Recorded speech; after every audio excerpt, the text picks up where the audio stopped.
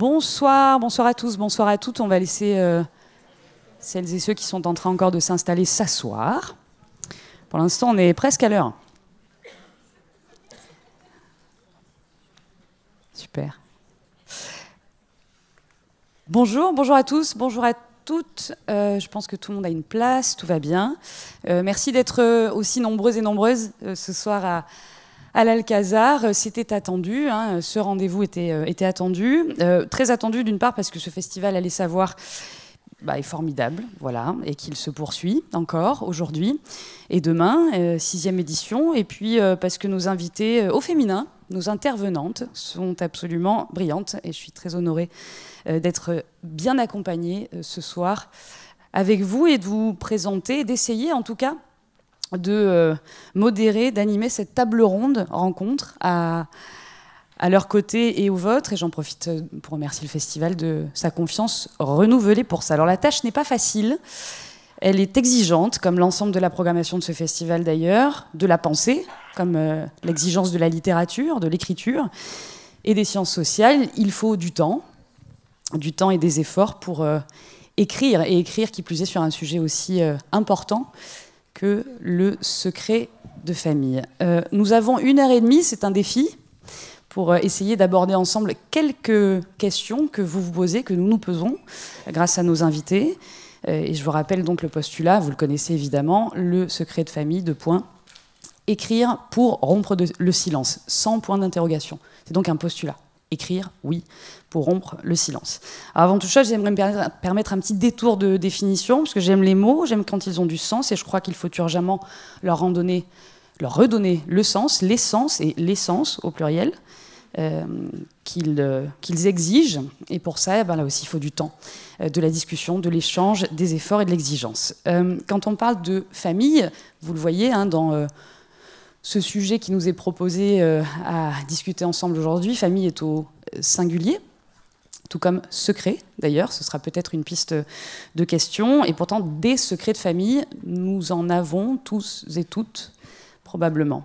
Rompre le silence, dans ce terme-là, il y a une question de rupture, bien sûr. Rompre, c'est briser, casser quelque chose, donc peut-être ensuite réparer ou ouvrir d'autres brèches. Donc ça aussi, on va questionner ce mot ensemble. Et une rupture, nécessairement, entraîne aussi des tensions et des réparations. Alors quand je me suis penchée sur la préparation de cette table ronde absolument passionnante, et je suis ravie qu'on la partage ensemble, je me suis dit, mais il y a tant de livres, de podcasts, de musique qui parlent de famille, ça a toujours été le cas, autant dans la littérature que les sciences sociales et les arts en général, mais particulièrement cette rentrée littéraire, cinéma, musicale, les familles, la famille et le secret, ou les secrets de famille, sont partout. Comme je suis d'une nature plutôt curieuse et enthousiaste, je me suis dit, mais tiens, il faudrait mettre des extraits sonores, des extraits de chansons, et puis évidemment on n'a pas le temps, parce que le temps il sera consacré à nous inviter et à transmettre, à dire et à poser des questions. J'en profite pour vous dire dès maintenant que le temps d'échange avec vous sera long, on a choisi qu'il le soit, et qu'il dure une bonne demi-heure. Donc voilà, ce sera à la fin d'un temps d'échange avec nos invités. Nos invités que je vous présente très rapidement, je vais commencer par Adèle Lyon qui est avec nous, et pour ce premier roman que vous avez peut-être lu ou pas, nous allons spolier ce soir, je vous le dis tout de suite. Voilà, dommage, on l'a décidé ensemble. Ça ne vous empêche pas de lire les bouquins, bien évidemment. Mon vrai nom est Elisabeth. Adèle qui est avec nous pour parler de cet ouvrage, mais Adèle, vous en parlez beaucoup depuis des mois, donc merci d'être ici à l'Alcazar au festival Allez savoir. Clotilde Salalès qui est avec nous également, j'aime bien montrer les bouquins, excusez-moi, mon côté boomer, Nos insomnies, voilà, qui est là, qui est aussi un premier roman d'ailleurs, Clotilde, et Irène Théry qui est avec nous, qui a écrit énormément d'ouvrages et qui va nous apporter son éclairage de sciences sociales et de sociologue de la famille, du droit de la famille, et j'en passe. Merci beaucoup, mesdames, d'être avec nous, et merci à vous d'être présents et présentes ce soir. Peut-être la première question, avant de faire du lien, bien sûr, entre nous, entre les secrets de famille, entre les silences, les paroles, les réparations et les tensions, la littérature et les sciences sociales. J'ai une question que j'aimerais vous poser à chacune. et vous donnez le temps de la réponse, qui peut être aussi une chanson de Ben Mazué d'ailleurs. J'écris. Pourquoi j'écris ? Pourquoi j'écris sur le secret de famille ? Pourquoi je décide de rompre le secret de famille ? Pourquoi on écrit aussi sur les secrets de famille ? Et ça, c'est plutôt Irène qui répondra à cette question. Je laisse celle qui le décide prendre le micro et prendre la première réponse. J'adore, on est polis. Non ? Allez, Adèle. Bonsoir. Effectivement, merci d'être si nombreuses pour parler de ces questions de secret de famille qui semblent très d'actualité, comme on le voit à cette rentrée. Mais je retrouvais un article de la rentrée littéraire dans laquelle nos 2 livres sont sortis en janvier et février, et c'était aussi le cas en fait. Donc c'est la thématique de l'année, semble-t-il, et peut-être même de cette dernière décennie. Sur cette question de l'écriture et du secret de famille, pour moi, c'est assez marqué et assez visible dans mon travail d'enquête.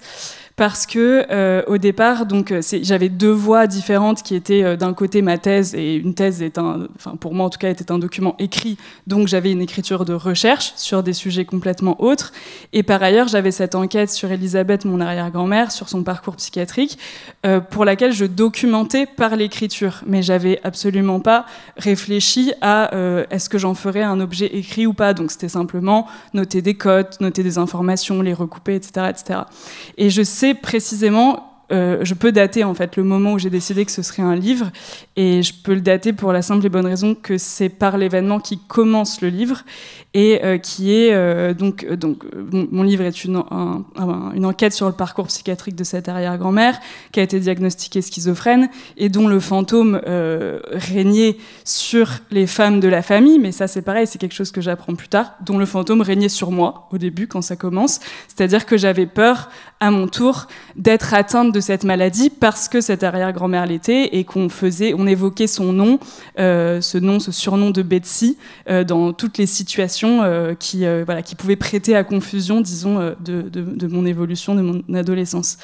J'avais commencé mon enquête, etc. Et je pensais encore que c'était une question isolée, une question qui ne concernait que moi. En janvier, j'ai commencé en décembre 2020. En janvier 2023, un de mes grands-oncles, qui est donc un des enfants d'Elisabeth, se suicide en sautant de la fenêtre du 7e étage d'un appartement qu'il a loué, de manière extrêmement brutale, et il laisse une note derrière lui, dans laquelle il mentionne le fait de ne pas vouloir vieillir dans un certain état, et rien d'autre. C'est-à-dire, il a vendu sa maison, il a vendu tous ses meubles, il s'est débarrassé de tous ses livres, de tous ses habits, et il ne laisse que 5 livres et une photo d'identité de sa mère, Betsy. Elisabeth, mon arrière-grand-mère. Et en fait, ce moment-là, c'est précisément la bascule entre c'est mon problème à c'est un problème de toute notre famille. Oui. Et ensuite, il manquait plus qu'un degré, qu'un cran qui est aussi très important, qui est c'est un problème collectif. Et ce cran-là, en fait, je le passe dans les semaines qui ont suivi ce suicide, parce que je commence à parler de cette histoire. Tout d'un coup, ça me paraît tellement énorme et incroyable ce qui se passe dans cette famille que je commence à en faire part autour de moi. Et que là, principalement les femmes à qui j'en parle, me disent « mais c'est dingue ce que tu me dis, parce que moi aussi, j'ai toujours eu peur d'être folle, parce que ma mère, ma grand-mère, mon arrière-grand-mère, etc. » Et là, en fait, je comprends, et j'ai vraiment cette espèce de phénomène de dévoilement qui peut se passer, par exemple, avec l'inceste, c'est très souvent décrit, enfin, c'est tout le temps, en fait, décrit de la même manière, c'est mon problème personnel et intime est en fait un problème collectif. Et voilà, c'est ça qui marque... C'est le déclencheur de... J'écris, en tout cas. Il y a une archive aussi, la question des archives, on y reviendra, parce qu'on parle de lettres, là, on parle de photos. Simplement, Adèle, j'aimerais qu'on revienne sur la question du suicide, parce que vous dites, votre ouvrage, effectivement, commence par un suicide. Le vôtre, Clotilde, se termine. Ce mot n'est jamais nommé dans votre livre, tout comme le mot dépression. Oui, tout à fait. Alors, merci pour l'invitation. Je suis ravie qu'on ait un dialogue qui mélange sociologie et littérature sur ce sujet. Je pense que c'est absolument passionnant. Et donc moi, mon texte, Nos Insomnies, je l'ai écrit. Donc c'est un texte, c'est un roman, mais qui se base sur une expérience autobiographique. Et ce que j'ai cherché à faire, donc le texte est divisé plus ou moins en 2 ou 3 parties. Et dans la première partie, j'ai voulu en fait retrouver le regard d'enfant que je portais sur mon père qui était dépressif. Donc si on peut parler de secret, j'imagine que le secret serait en fait la dépression, peut-être ses causes, mais bien sûr, en tant qu'enfant, moi, j'avais pas le mot de dépression, et de toute façon, mon père cachait son état dépressif auprès de son entourage. Mais donc, moi, ce qui m'intéressait dans ma démarche littéraire, c'était de restituer l'atmosphère de secret, l'atmosphère de non-dit, et ce qu'on appelle en psychologie les suintements du secret. Qu'est-ce qui fait que quand il y a un secret ou des non-dits dans une famille, surtout en tant qu'enfant, on le sent, on le voit, il y a des paroles, des intonations, des attitudes. Chaque geste, en fait, est décrypté, et on se trouve dans une position où nos capacités d'imagination sont aussi décuplées, en fait, parce qu'on interprète tout. Et donc, je voulais vraiment, en fait, grâce à la littérature, restituer ça, parce que c'est assez difficile, je trouve, quand on a vécu ce genre d'expérience, d'en parler à travers un autre langage. Et j'étais pas satisfaite de ce que je pouvais lire en sciences humaines, ou enfin, donc voilà. Et on y reviendra sur le langage, parce qu'effectivement, dans vos deux ouvrages, il n'est pas le même, c'est chacune le vôtre, mais pour parler des sensations, on a les mots sensation, plutôt enquête aussi, vous l'avez dit d'ailleurs, Adèle, archive, tout ça commence à naître dans nos discussions, mais on va y revenir sur comment l'écrire, et ça c'est plutôt une question littéraire, comment donner sa propre voix et donner sa voix à d'autres qui pourront ensuite en parler. Et là, on est sur peut-être la réparation et donner la parole et réparer collectivement. Vous l'avez dit aussi, Adèle et Clotilde. Peut-être juste répondre à cette question, pourquoi j'écris et à quel moment je décide d'écrire Nos insomnies, je étant un autre, comme dirait l'autre, mais à quel moment vous décidez d'écrire? Alors, au moment où j'ai décidé d'écrire, c'est très difficile à dire, je n'ai pas décidé d'écrire ce texte. J'écrivais un autre texte purement fictionnel, et c'est juste que j'avais un personnage auquel j'ai commencé à prêter en fait des bribes, enfin des chapitres qui étaient des bribes d'enfance, et assez vite j'ai vu qu'il y avait un nœud autobiographique qui sortait de ces bribes, et que j'avais quelque chose à creuser, à explorer, mais je pense que j'aurais eu beaucoup de mal à commencer à écrire à partir d'une décision franche et affirmée. Ça m'aurait trop fait peur, je pense. C'est là que l'écriture vient à nous oui, oblige, quelque part, les obsessions restent là, et donc oui. Peut-être qu'Irène Théry, vous pourriez justement déjà décrypter ce qu'on vient d'entendre, ou donner votre regard, et avant ça, vous avez écrit aussi pour rompre un silence. Oui, j'ai écrit aussi un livre, en effet. Donc, moi, j'ai commencé à travailler comme sociologue sur le secret il y a 25 ans, en travaillant à une très grande enquête qui s'appelait « Silence, secret et confidence dans les relations entre les personnes séropositives et leurs proches ». Je en dirais juste un mot, c'est que quand nous avons commencé cette enquête, les gens nous disaient « mais vous n'allez pas pouvoir interroger des gens qui sont dans le secret, ils ne vont pas vous parler ». Et nous avons découvert que dans le cadre qui est particulier, qui est celui d'un entretien en sciences sociales, des personnes qui effectivement étaient enfermées dans un secret total à l'égard de tous leurs proches, non seulement pouvaient parler à quelqu'un qui avait la position du ou de la sociologue, et dans ce cadre particulier, mais pouvaient être intarissables sur la question de leur secret. Ça, c'est la première chose qu'on a apprise. Et puis la deuxième, c'est qu'en fait, rompre un secret, faire une confidence, ça n'est pas donner une information. C'est en fait établir un lien avec une personne. Et c'est cette dimension relationnelle du secret, c'est par exemple se constituer au moment du début du sida des alliés capables de vous accompagner dans un cheminement qui va être celui de la maladie, etc. Et il y a plusieurs stratégies. Donc moi je travaillais, si vous voulez, en tant que sociologue sur le secret. Puis cette question s'est continuée de façon beaucoup plus collective. Et je ne sais pas où est Agnès Martial. Bonjour Agnès, je voulais vraiment la citer parce que nous faisons partie de... Vous pouvez relever la main Agnès, s'il vous plaît, pour que tout le monde vous regarde. Si, mais non, mais c'est très bien. Mais aussi. parce que, parce que nous avons fait partie de tout un réseau de chercheurs, à la fois anthropologues, sociologues, démographes, historiens, etc., qui travaillons sur les changements de la famille et de la parenté. Et ce qui est très frappant pour nous, c'est que lorsque nous prenons un peu de recul historique sur nos objets, nous voyons un nombre impressionnant de situations dans lesquelles la règle sociale a été pendant très longtemps le secret. C'est pas qu'on avait des secrets, c'est qu'il fallait maintenir le secret. Et nous vivons donc un renversement. Alors, quelques exemples. Bien sûr, on va penser, j'y reviendrai tout à l'heure, à des secrets sur des crimes comme des incestes, mais des secrets aussi sur des sujets qui ne nous paraissent pas spécifiquement problématiques ou sur lesquels, aujourd'hui, nous pensons que c'est plus le secret qu'autre chose qui a fait du mal. Le secret autour de la conception de l'enfant.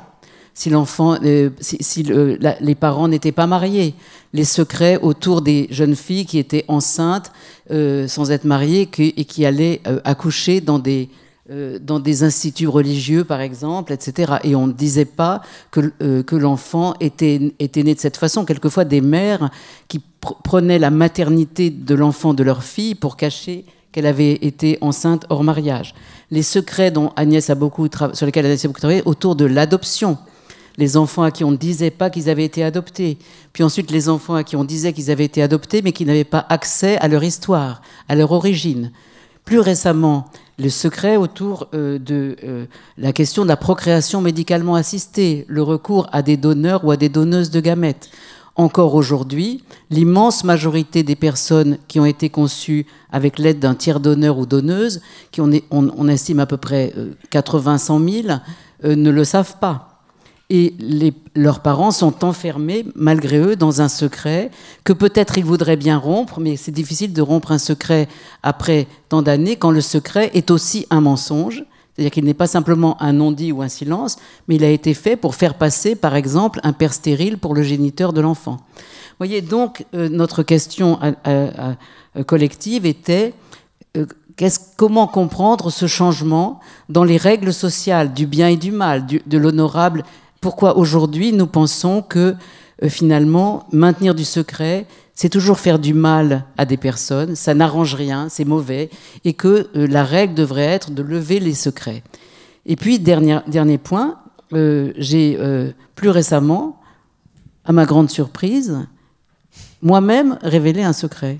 C'est sur et alors cet là, ouvrage que moi je suis littéraire de formation, mais j'ai jamais pensé que j'étais capable d'écrire un roman, je vous le dis. Mais j'ai dû faire l'expérience d'écrire 10 pages littéraires. 10 pages, pas plus. C'était le maximum que je pouvais faire. Mais il n'y avait pas d'autre façon de faire pour raconter l'agression sexuelle que j'ai subie à l'âge de 8 ans. Et je l'ai fait parce que j'étais obligée. Parce que Laura Adler, une fois à la radio en direct, a dit « Et qu'est-ce qui vous est arrivé, Irène Théry, quand vous aviez 8 ans ?» Moi, je n'avais pas du tout envie de raconter. Non, on comprend. Voilà. Et donc voilà comment les questions individuelles, et on en reparlera après, les questions sociétales, on peut les attraper par différents bouts. Vous, à partir d'une expérience individuelle sur laquelle vous enquêtez et qui vous amène à publier, je pense, parce que vous pensez que ça ne concerne pas que vous, mais ça nous concerne tous. Et moi qui suis plutôt quelqu'un qui travaille à ne pas parler de soi, à parler d'un discours général, et qui suis amené dans la même période pour dire certaines choses qui n'ont pas encore de récit social, à témoigner en première personne. Voilà. Merci Irène pour cet éclairage-là qui me permet de revenir aussi sur... alors évidemment, le secret de famille, on en a évoqué quelques-uns, l'inceste, le tabou, la folie, le suicide, la dépression. On pourrait passer des heures à essayer de les évoquer avec plus ou moins de gravité. Vous avez parlé de crime aussi, c'est pas pareil de révéler un crime dans une famille, de révéler un délit, de révéler un... Bref, ça c'est effectivement important de le souligner. Je voudrais simplement qu'on revienne sur les figures que vous mettez en avant, au fond, toutes les deux, Adèle et Clotilde. La figure du père, pour vous, la figure du père, c'est pas trop absent, présent, dépressif. Alors j'aime beaucoup le moment où vous décrivez ce moment où vous êtes dans la voiture, vous êtes avec des jumeaux, il s'avère que vous n'avez pas de frères jumeaux. Enfin, il y a aussi beaucoup ce récit fictionnel que vous ajoutez à votre propre réalité. Et d'un père qui est nommé tout le long et qui, au fond, n'existe pas, mais existe aussi. Ça, c'est la figure paternelle. Je reviendrai à la figure de votre arrière-grand-mère Adèle et toutes les femmes de votre famille et les femmes aussi qui, aujourd'hui, viennent vous voir probablement pour vous dire merci, bravo, et merci de nous permettre de parler de ce sujet-là. Ce père-là, qui, aujourd'hui, voilà, qui il est grâce à nos insomnies. Clotilde. En fait, j'ai vraiment écrit, moi, le fil directeur au début du texte, c'était vraiment d'essayer de restituer cette présence-absence, parce que c'est quelque chose qui me restait toujours maintenant. En étant très précise, les sensations, vous parliez, une description très précise de tout ce que vous voyez, ressentez, comme si vous étiez à hauteur d'enfant. Oui, dans votre... je suis vraiment partie d'une surprise que j'ai eue, c'est quand j'ai su, quand j'ai compris, à l'âge où je pouvais comprendre que mon père avait été dépressif, je n'étais pas du tout surprise. Et je me suis demandé pourquoi. Et en fait, c'est parce que je voyais vraiment ces signes, mais sans avoir le vocabulaire de la dépression. Et c'était vraiment ce côté, cette présence très fantomatique, en fait, très mystérieuse, très fantomatique. Et j'ai tenu à la garder tout au long du texte, c'est-à-dire que le texte laisse entendre quand même que le père est animé par un mal-être, mais il n'y a absolument aucun détail sur les circonstances de son mal-être, sur le type de dépression, sur les causes. J'ai vraiment tenu à ne donner aucun élément. On ne peut pas reconnaître en fait il y a des périphrases, des mots en italique qui sont intéressants. Ça, c'est plutôt les signes en fait. C'est j'ai écrit ce texte donc à partir de cette narratrice qui est très attentive aux signes, à la façon dont son père occupe l'espace, aux paroles qu'il échange avec la mère, avec son entourage, et elle entend des mots qui reviennent. Et elle voit que son père se focalise sur des choses qui ne semblent pas si importantes. Vous pouvez en donner quelques-uns Par exemple, il y a les bruits de travaux. Alors, il entend des bruits de travaux dans le quartier. Voilà. Il y a les départementales, le bruit de la départementale. Il y a le lotissement d'à côté. Il y a un lotissement qui est en construction. C'est un texte qui se passe dans la grande couronne parisienne, dans un village en pleine périurbanisation, donc en pleine mutation territoriale. Et donc, effectivement, il y a beaucoup d'externalités négatives. Journée difficile. Journée difficile, voilà. Mais donc, en fait, c'est ces signes qui montrent, en fait, le mal-être, le non-dit, parce que l'enfant réalise que ces mots ne veulent pas dire ce qu'ils semblent vouloir dire à première vue, parce qu'ils sont bien trop anodins, bien trop matériels, bien trop prosaïques. Et donc, elle cherche qu'est-ce qu'il y a derrière, quoi. Et moi, je voulais vraiment interroger cette banalité du quotidien et en ne donnant pas en fait de véritables éléments sur le secret, quoi, la dépression du père. C'est aussi pour moi une manière de faire confiance au pouvoir de la littérature, qui est de vraiment montrer la profondeur, l'universalité d'une expérience qui est particulière. Et je suis assez surprise dans les retours de lecteurs que j'ai eus. J'ai des personnes qui ont eu des configurations familiales très différentes, qui ont eu des parents avec des mal-être d'une nature extrêmement différente, mais qui ont quand même vu quelque chose de leur propre expérience dans le texte. Je pense. Et qui se sont retrouvés donc, dans votre expérience. Dans cette atmosphère, cette ambiance, cette impression de jamais vraiment pouvoir comprendre ou mettre des mots sur les choses. Adèle, peut-être là aussi, vous avez des choses à dire sur votre arrière-grand-mère, son nom, vous lui redonnez un nom, vous lui redonnez une place, vous redonnez une place à des femmes de votre famille et puis bien évidemment à d'autres. C'est ça aussi, le pouvoir de la littérature, et c'est ça qui est très beau et que vous vivez, je pense, depuis quelques mois très très fort. Il y a une question de réparation, non, aussi de donner la place à d'autres femmes qui ont eu peur d'être folles ou de le devenir ou de l'être par génétique, etc., etc. Peut-être réagir sur ce que vient de dire Clotilde aussi. Ouais, je reviens un peu en amont de votre question et peut-être plus en réaction. Ce qui est quand même surprenant dans nos deux livres, c'est que on part toutes les deux de cette espèce effectivement de présence-absence, d'une manière dont les événements s'échappent du langage et du quotidien, dont ils ne peuvent pas être nommés, mais on a par notre écriture la même réaction, qui n'est pas de nommer en retour.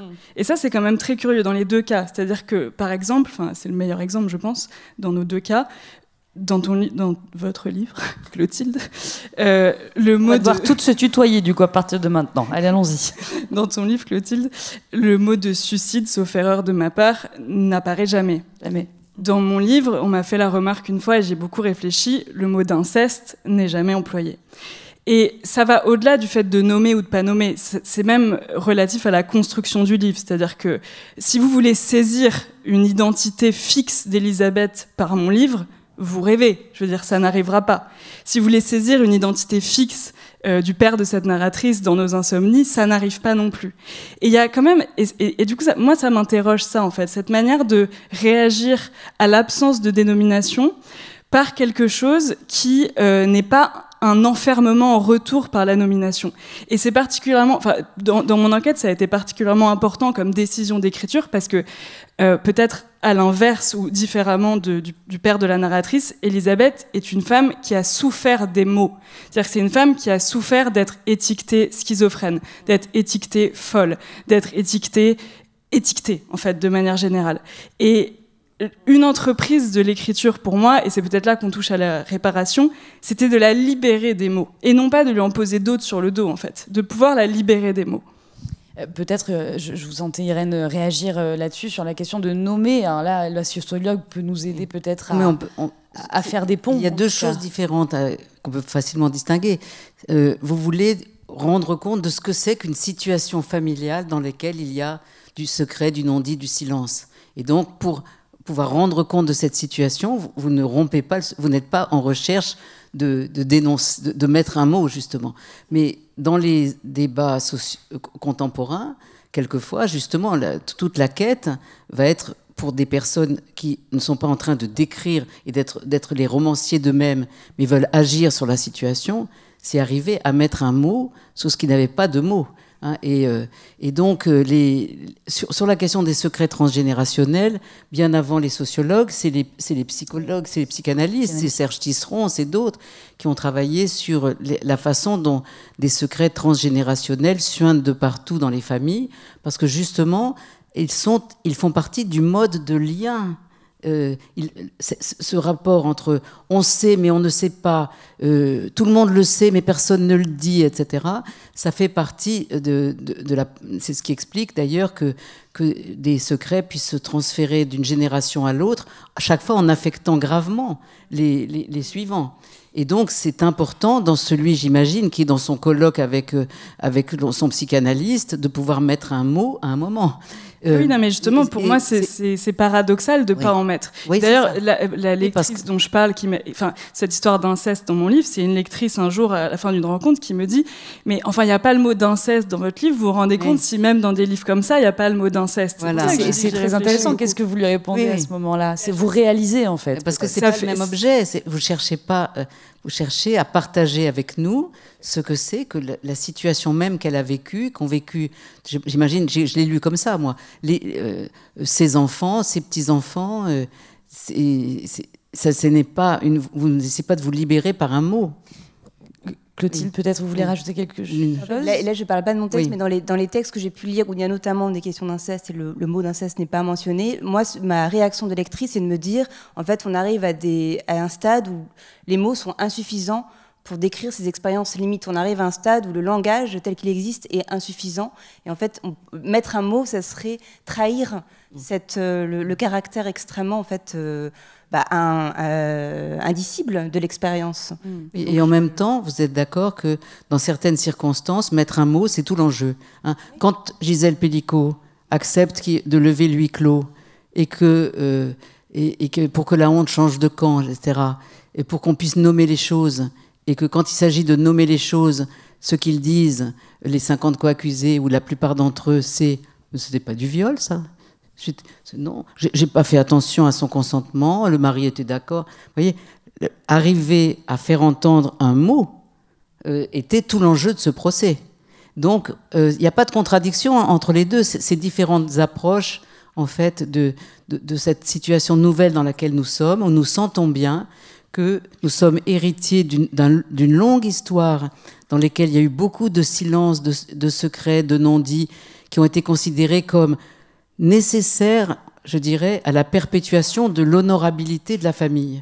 C'est ça quand même souvent. Hein. C'est l'honneur du nom. Le paradoxe, c'était que les personnes qui en étaient victimes participaient aussi de ça. Et intérioriser cela. Hein. Pensons à la sortie du placard des couples de même sexe, ou des gays et des lesbiennes. Et aujourd'hui, la sortie du placard des personnes trans. Dieu sait qu'elles en prennent plein la figure en ce moment. Donc, il y a un moment, quelque chose il faut effectivement mettre un nom sur les choses. C'est pas contradictoire. Absolument pas. Et c'est précisément la richesse de cette rencontre entre les sciences sociales et deux autrices et des premiers romans. Vous venez en plus d'univers très différents, toutes les deux aussi pas si différents que ça. Mais peut-être revenir aussi sur la question de comment on écrit Le secret de famille et qu'est-ce que ça provoque à l'intérieur même de la famille. Parce que ça, je trouve ça très intéressant aussi. C'est un sujet qui peut aussi... Pardon, je vous tourne le dos, mais vraiment le cœur est là. Mais elle est là aussi. Si vous voulez, je suis désolée. Je vais un petit peu faire comme ça. Voilà. J'avais pas remarqué. Pardon. Quand on écrit un ouvrage, ce qui est quand même pas la même chose que d'écrire une lettre à l'intérieur de sa propre famille. pour briser un secret, ce qui est aussi par ailleurs qui peut être fondamental. Quand on écrit un bouquin, donc on va être lu par des inconnus, on va être lu par des connus, des membres de notre propre famille. Moi, c'est ça qui m'intéressait aussi. Quand vous avez rompu ces secrets-là, ces silences, en tout cas, en nommant ou pas, et à votre manière d'autrice, qu'est-ce qui s'est passé pour vous? Qu'est-ce que ça a changé? Est-ce que ça a changé quelque chose à l'intérieur de vos familles? Peut-être Clotilde et ensuite Adèle. Alors dans mon cas, je donne vraiment pas. En fait, mon livre ne dévoile pas de secret parce que moi, il raconte à votre famille en tout cas.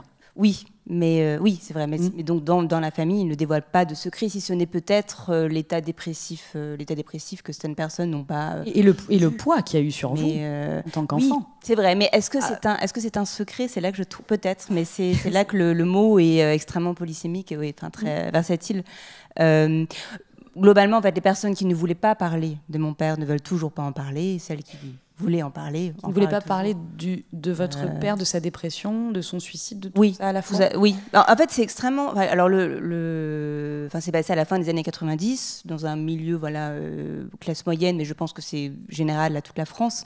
Le suicide est extrêmement tabou. Je pense que ça l'est toujours aujourd'hui. Peut-être que la dépression l'est moins aujourd'hui. Ça doit dépendre aussi des milieux sociaux, de beaucoup de choses. Mais le suicide, en tout cas, c'est un tabou immense. Peut-être que là, je vous coupe, mais le suicide est tabou. Ça vous fait réagir en tant que sociologue, évidemment. Ça me fait réagir sur le fait que, quand il y a eu le début de MeToo, par exemple, il y a eu tout de suite une réaction hostile. Dès le début, j'ai été frappée de ça. Sur le thème, d'abord, préservation de la présomption d'innocence. Alors, c'est le tribunal, ça y est, c'est la curée, etc. Mais il y avait aussi l'idée que les femmes, les personnes qui dénonçaient se lâchent en quelque sorte. Or, moi, si j'ai écrit concernant mon cas, c'est parce que j'en ai ressenti un devoir moral. J'avais pas besoin de me lâcher sur quoi que ce soit. Je veux dire, à part peut-être sur une certaine idée de mon identité professionnelle qui fait que, justement, on ne s'expose pas personnellement.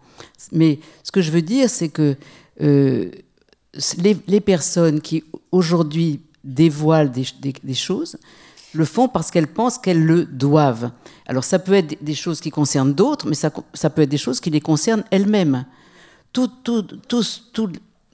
l'immense mouvement de sortie du placard de l'homosexualité n'a pas été un mouvement facile, loin de là, mais il était animé par l'idée « je le dois, je me le dois ». Ça s'appelle d'ailleurs une règle morale d'authenticité. Il y a des philosophes qui ont travaillé là-dessus, qui est une règle morale nouvelle.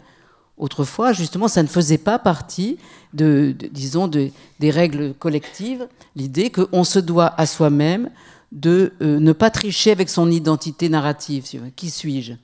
Y avait Pour revenir sur le suicide, voilà. Irène, le suicide est encore tabou. Non, mais parce que je voulais mais c'est important là-dessus. Bon. Et donc, il y a l'idée qu'on doit le faire. On doit le faire. Est-ce que du coup, vous avez eu besoin de le faire, Clotilde, vous avez dû le faire, et donc pour revenir à ma question première, qu'est-ce que ça a changé? Qu'est-ce qui s'est passé dans votre famille après cette... Ça n'a fait que confirmer des dynamiques qui étaient déjà là. C'est tout. Donc la honte aussi vis-à-vis Oui, alors la honte c'est particulier parce que moi, dans mon cas, en fait, mon personnel, ma mère était tout à fait ouverte au fait de parler du suicide et la honte est plutôt sociale. Et ça, ce qui est intéressant, ce que j'essaie de traduire dans le livre, c'était que je les sentais enfants. Un enfant sent la honte sociale à travers ses amis à l'école, à travers les instituteurs. Et c'était vraiment ce paramètre-là que je voulais mettre en exergue, moi, dans le texte. Les membres de votre famille qui parlaient de la dépression de votre père et du suicide, en fait, continuaient à en parler. Et ceux qui n'en parlaient pas, qui sont majoritaires, n'en parlent toujours pas. Et je crois que votre maman est dans la... Ma mère est là. D'ailleurs, vous me l'avez dit. Oui, mais en fait, je pense que là, je dis quelque chose d'assez, sans doute... banal, vraiment l'idée qu'on ne fait que confirmer des logiques déjà existantes au sein d'une famille. Après, je ne sais pas, peut-être que peut-être qu'Adèle voit les choses différemment dans cette trajectoire, cette enquête-là. Je vois ce que tu veux dire, mais je peux y revenir après.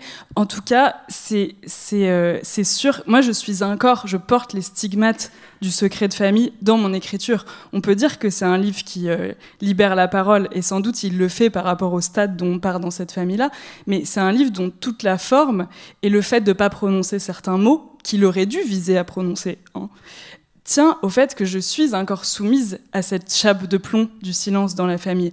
Le fait de vouloir ménager certaines personnes, l'amour qui me lie aux membres de sa famille, parce qu'on ne parle pas beaucoup de l'amour, mais il y a l'amour est paradoxal dans ces situations, mais il existe.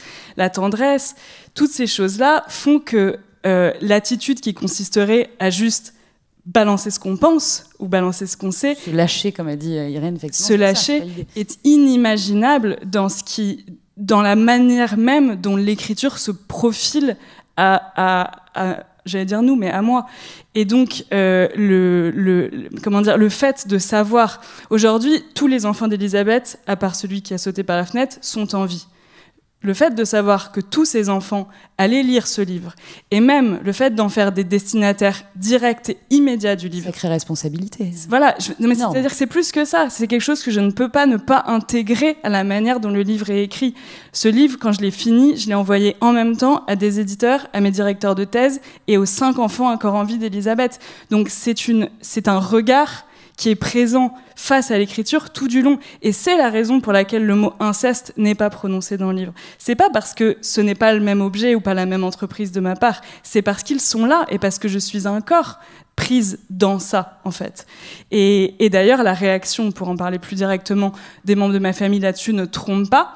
Et là, je reviens à ce que tu dis, il y a les choses qui ont toujours été sues. La responsabilité d'André dans la lobotomie, donc dans cette chirurgie psychiatrique terrible qu'elle a subie, en fait, tout le monde le sait. C'est-à-dire que mais ce n'est pas mesuré comme un crime, ou ce n'est pas mesuré comme quelque chose de dramatique. C'est parfois même mesuré comme... dans un contexte historique particulier. Ah non, mais c'est pire que ça. C'est même, il a essayé de lui rendre service, il a fait ce qu'il a pu. C'est par amour, quoi. C'est quasiment par amour. Donc c'est su, mais en fait c'est axiologiquement inversé. C'est-à-dire qu'on investit cet événement de valeurs morales qui sont inverses à ce que l'acte a été en réalité.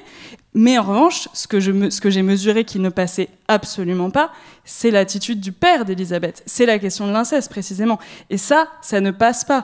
Et les réactions extrêmement violentes que j'ai eues de la part de certains membres de ma famille, en fait, concernent ça. Qui n'est pas à proprement parler le sujet du livre, hein, en plus. Qui n'est pas le premier secret, disons. Pas le seul, en tout cas. Oui, disons. Et donc, non, mais c'est vraiment pour dire que c'est ce qui est indicible, en fait, dans les familles. Et ça, j'ai vraiment pu le mesurer dans la réception. C'est ce qui ne passe pas dans la sortie de ce livre, dans cette écriture, c'est ça. Dans cette enquête, c'est ça. On va voir comment aussi... Alors, écrire sans blesser, peut-être ça peut être intéressant de se poser la question. Vous parliez d'amour et de tendresse et donc de liens familiaux. Il y en a aussi quand on parle de famille, bien sûr. Comment on écrit? La littérature nous permet ça. On en parlait en préparant ce temps d'échange. Clotilde, vous avez utilisé la réalité, la vôtre, en tout cas une certaine vérité, mais aussi de la fiction. Est-ce que ça a pu permettre de révéler des sujets difficiles, durs, violents? Est-ce que la littérature, la fiction peut nous aider peut-être à ajouter de la douceur? J'en sais rien, je sais pas. Je le pose un peu comme ça, au fond. Je pense que ça dépend vraiment de l'entreprise littéraire, de la raison pour laquelle on l'écrit. Parce que moi, je voulais vraiment pas raconter l'histoire de ma famille. C'était vraiment pas l'objet. Alors même que j'adore lire des récits familiaux, que j'admire beaucoup de textes qui sont vraiment des récits autobiographiques. Mais moi, je voulais vraiment restituer l'expérience de grandir avec un père dépressif, sans avoir les mots pour le dire. Et je voulais vraiment restituer cette expérience aussi de grandir adolescente avec un père qui s'est suicidé et de ne pas être autorisée socialement à en parler. Et ne serait-ce qu'à même... je me sentais même obligée à nier l'existence de mon père, faire comme si je n'avais jamais eu de père. Et c'était ça que je voulais chercher à exprimer. Et aussi le soulagement qui vient après un suicide, qui pour moi était peut-être la partie l'aspect le plus tabou et difficile à exprimer, autrement que par la littérature. Et moi, la fiction m'aidait aussi parce que je voulais pas parler de ma famille, je voulais pas parler de mes frères et sœurs, je voulais quand même préserver inventer des personnages. L'intégrité voilà, donc il s'agissait davantage de restituer des présences, un équilibre, un milieu social, géographique, une époque. Mais voilà. Vous venez de prononcer un mot qui est très intéressant aussi, c'est s'autoriser à, Irène Théry, s'autoriser à rompre le silence. Oui, alors, parce que l'écriture nous autorise, et comment on s'autorise à rompre? En fait, il y a deux secrets, si vous voulez, il me semble. Il y a ce qui se passe à l'intérieur d'un groupe, mettons une famille, et puis il y a ce qui se passe entre ce groupe et l'extérieur de la famille. Et on passe pas facilement de l'un à l'autre. C'est compliqué quand, pour arriver à ce que dans la famille, un certain silence ou un certain silence tacite soit rompu, il faut exposer en fait tout ce groupe à quelque chose qui viendra de l'extérieur. Par exemple, donc moi j'ai beaucoup travaillé sur la question de MeToo et de l'inceste récemment. C'est vrai qu'on a du mal à imaginer des petites personnes, des enfants, qui se sentent responsables de savoir si la famille va être détruite ou si la famille va pouvoir continuer. C'est pas juste je le dis ou je le dis pas. C'est je tiens entre mes mains ça. Et la déflagration est énorme. Et d'ailleurs, il y a beaucoup de réflexions en ce moment sur comment est-ce qu'on pourrait inventer d'autres façons, justement, d'accueillir des paroles qui évitent, qui tiennent compte de cet aspect relationnel, qui est que, effectivement, celui qui veut pouvoir dire quelque chose ne veut pas forcément détruire, et pourtant sait que ça va être un cataclysme pour la famille. Donc ça, c'est quelque chose... J'ai trouvé que dans le livre de Neige Sino, je pense que vous l'avez aimé autant que moi, c'est vrai que j'étais très sensible à des choses justement qu'elle ne dit pas. Par exemple, la mort de son père. Je pense qu'il y a... Ce livre est construit, entre autres, autour d'un blanc, un peu comme vous l'avez fait l'une et l'autre, autour d'un blanc, qui est que son père est mort de savoir qu'elle avait subi cet inceste. Mais elle ne le dit à aucun moment, mais c'est parfaitement clair et appréhendé par l'écriture sans que le mot soit dit. Triste tigre, c'est bien ça, hein, Triste tigre, je me permets de redonner le titre. Effectivement, il y a aussi Bâtiment Babinski de Louise Motier aussi, on pouvait en parler, qui est intéressant là-dessus, sur partir d'un silence, en fait, d'un tout va bien aussi. On peut partir d'un secret de famille qu'on révèle en disant tout va bien, non, tout va bien, il ne s'est rien passé. Au fond, c'est peut-être intéressant, avant de donner la parole rapidement au public, je pense qu'on s'approche quand même de la demi-heure. Peut-être que ce qui est intéressant aussi dans ce secret et rompre le silence, ou essayer en tout cas avec l'écriture, parce que l'écriture est une arme, un outil, quand on ne peut pas forcément le faire autrement, c'est que ça permet est-ce que ça permet de rendre justice? Est-ce que ça permet de laisser une trace? Est-ce que tout ça aussi, la littérature le permet? Vous l'a permis à vous deux, Clotilde et Adèle? Et si oui, à qui? C'est vrai que... En tout cas, je sais que cette question, au moment de structurer mon livre, qui a été vraiment problématique pour moi parce que j'avais beaucoup de matériaux de sortes hyper diverses et que je savais plus très bien où était le centre. Des photos, voilà, pour celles et ceux qui l'ont pas encore lu. Ouais, mais c'est même dans l'écrit, des documents d'archives, des entretiens, mon propre récit d'enquête, etc. Je savais plus très bien où était le centre. Et c'est vrai qu'à ce moment-là, je me suis dit, en fait, surtout après avoir assisté à la destruction systématique d'une femme comme ça, en fait, là, maintenant, ce qui compte pour moi, c'est qu'elle ait sa place quelque part.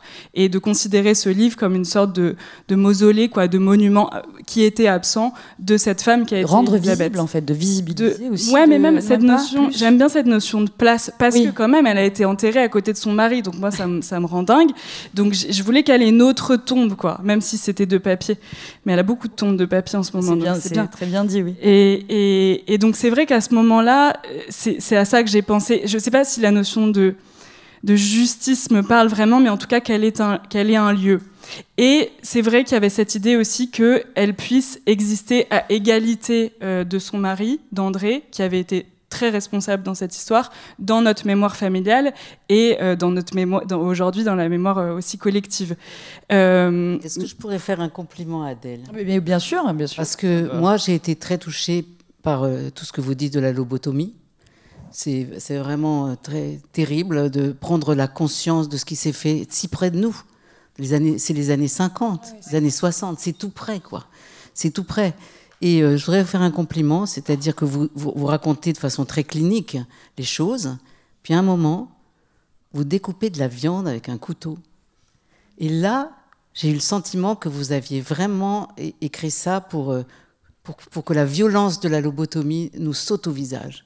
Et je vous remercie de l'avoir fait, parce que je pense qu'il n'y avait que la littérature qui pouvait permettre ça.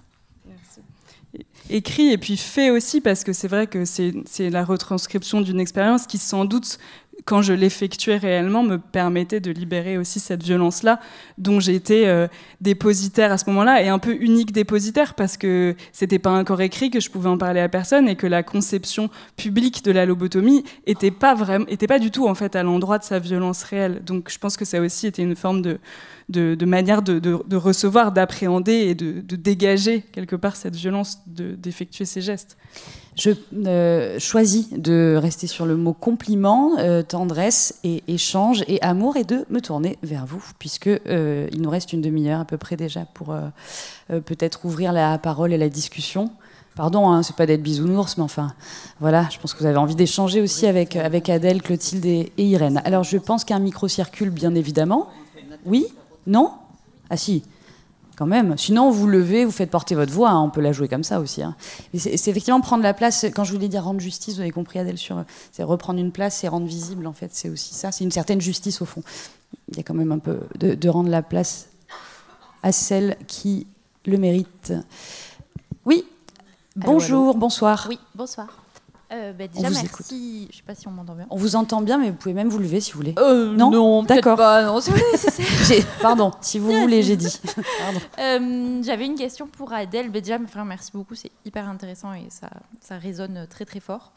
Comment est-ce qu'on vit au moment où on décide d'endosser cette responsabilité justement de briser le silence et de mettre des mots, même si c'est pas le mot, de mettre des mots. Comment est-ce qu'on vit avec la responsabilité d'endosser ce rôle-là, d'être la personne dans la famille qui décide de mettre un coup de pied dans la fourmilière, quoi. Comment est-ce qu'on le gère au niveau individuel ? Plusieurs mois après la sortie de votre livre et des rencontres, et effectivement, à votre niveau, c'est ça, individuel, si j'ai bien compris, dans la vie de tous les jours, en fait, au fond, c'est ça ? Soi-même, oui. Non, mais j'ai la chance immense, et je ne sais pas comment j'aurais fait autrement, du fait que le livre soit reçu comme il est reçu. Et donc d'avoir, et je ne parle pas du nombre de ventes, etc., je parle des discussions intimes que ça m'ouvre avec les lectrices principalement, et donc de trouver dans ces voix-là en fait une puissance de légitimité qui n'a pas de prix. Parce que, évidemment, les choses dans ma famille ne sont pas évidentes, parce que certains mots ont pu être dits par certains qui sont de l'ordre de « tu détruis la famille hein, », en gros, parce qu'évidemment, c'est toujours la personne qui parle qui est responsable de la destruction de la famille et pas la personne qui commet le méfait. C'est quand même systématique. Et ce moment-là, il faut se le prendre. Il faut se le prendre dans les dents. Moi, je me le suis pris. Le livre venait juste de sortir, donc j'avais pas encore cette espèce de force en fait que m'ont donné vos lectures. J'avais pas cette confiance-là, et c'était très dur. Mais depuis, j'ai cette chance-là, et à chaque fois que ce petit ver s'insinue en moi, je pense à ça, et je pense aussi aux femmes de ma famille qui, elles, ne m'ont pas accusée, mais m'ont remerciée, et notamment remerciée pour les générations à venir, pour leurs filles, parce qu'on est une famille que de filles, en plus, il faut le savoir.